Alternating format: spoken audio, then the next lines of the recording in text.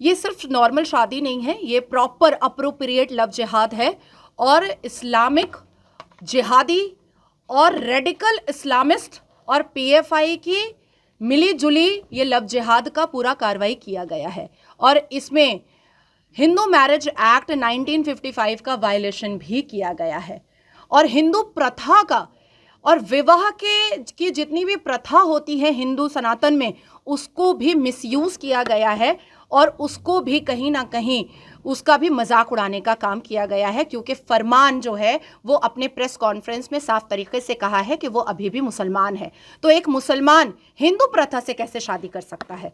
और अगर Hindu marriage act से वो शादी कर रहा है और मंदिर में शादी कर रहा है, तो उसके पास कौन सा प्रूफ है जो उसने अब तक नहीं दिखाया कि वो उसने पहले हिंदुत्व कबूल किया है? हिंदुत्व कबूल भी तो करना है उसको, तब तो वो हिंदू प्रथा से वो शादी कर सकता है। तो यहाँ पर violation of Hindu marriage act आ रहा है। हिंदू रिलीजन को हर्ट करने का और मिसयूज करने का बहुत बड़ा एक क्राइम आ रहा है। और दूसरा कि शर्जील इमाम जैसे ही अपने भाई की शादी के पैरोल में बाहर आया है, वैसे ही ये जितने भी टेररिज्म ऑर्गेनाइजेशन हैं वो एक्टिव हो चुके हैं। और अभी हालिया में हमने उत्तर प्रदेश में जहांगीर पीर को देखा था, जलालुद्दीन को, कि किस तरीके से वो लव जिहाद का पूरा स्ट्रैटेजी चला रहा था। उसके बाद फिर हम लोगों ने देखा KGN जिमखाना, फिर हमने बस्ती में देखा कि 3 मुसलमान लड़के किस तरीके से 300 से ज़्यादा अधिकतर लड़कियों के न्यूड फोटो करा करके उनसे प्रोस्टिट्यूशन कराने का काम भी करवाने की कोशिश में लगे हुए थे। तो मुझे ऐसा लगता है कि केरला की सरकार अगर ऐसे ऐसे लव जिहाद को और ऐसे ऐसे क्राइम और ऐसे ऐसे रेडिकल इस्लामिस्ट को सहयोग कर रही है, तो हमारे देश की सुरक्षा एजेंसी को काम करना चाहिए और इमीडिएट शर्जील इमाम के पैरोल को कैंसिल करवाना चाहिए।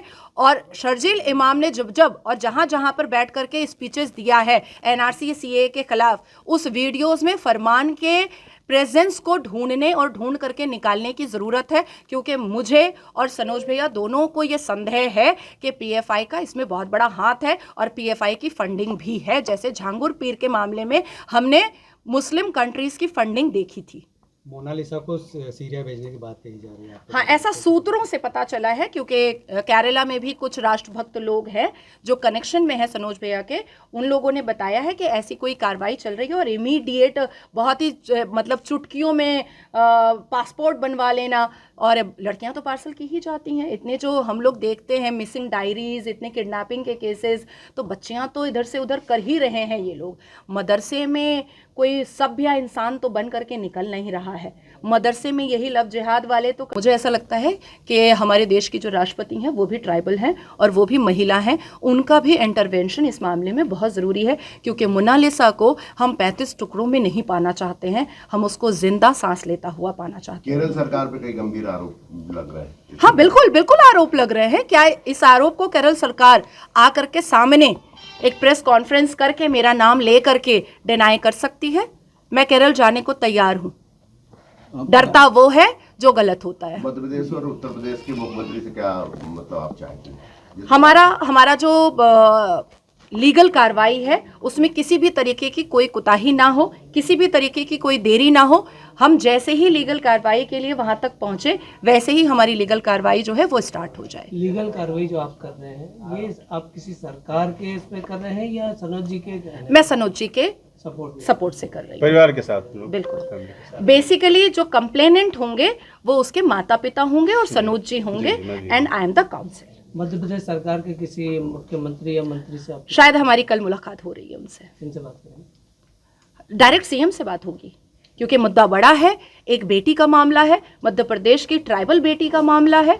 तो CM साहब से हमारी कल मुलाकात हो जाए तो सबसे बेहतर होगा। आपने राष्ट्रपति का जिक्र किया जी, क्या राष्ट्रपति जी से आप मुलाकात? बिल्कुल, मैं और सनोज भाई दोनों मिलने जाएंगे। और जैसे ही मध्य प्रदेश और उत्तर प्रदेश में, क्योंकि फर्स्ट प्रायोरिटी हमारी कानूनी कार्रवाई है जो लिखित रूप में होना बहुत ज़रूरी है, तो वो करने के बाद हमारा तीसरा जो स्टेप होगा वो राष्ट्रपति से मिलना होगा। आप भी मुस्लिम हैं जी। लव जिहाद जिस तरह से चल रहा है पूरे देश में, क्या लग रहा है आपको कि ये बाहरी ताकत है या सिर्फ देश के लोग ही कर रहे हैं? लेट मी करेक्ट यू, मैं सिर्फ मुस्लिम नहीं, मैं सनातनी मुसलमान हूँ जो भारत माता की जय और वंदे मातरम पूरे शान से बोलती है। ठीक है। दूसरी बात आती है कि डेफिनेटली अल कुरान के सूरह तौबा में आप जाइएगा 9:5 में, वहाँ पर भी बहुत सारी बातें डिसबिलीवर के लिए लिखी हुई हैं। और दावत इस्लाम ये हमारे कुरान में भी है और इस्लाम में भी है। तो ये जो कन्वर्शन हो रहा है, चाहे क्रिश्चियंस कर रहे हैं चाहे मुसलमान कर रहे हैं, वो अपने अपने आसमानी किताब, कुरानिक किताब और इबादत वाली किताबों के हवाले से ही कर रहे हैं।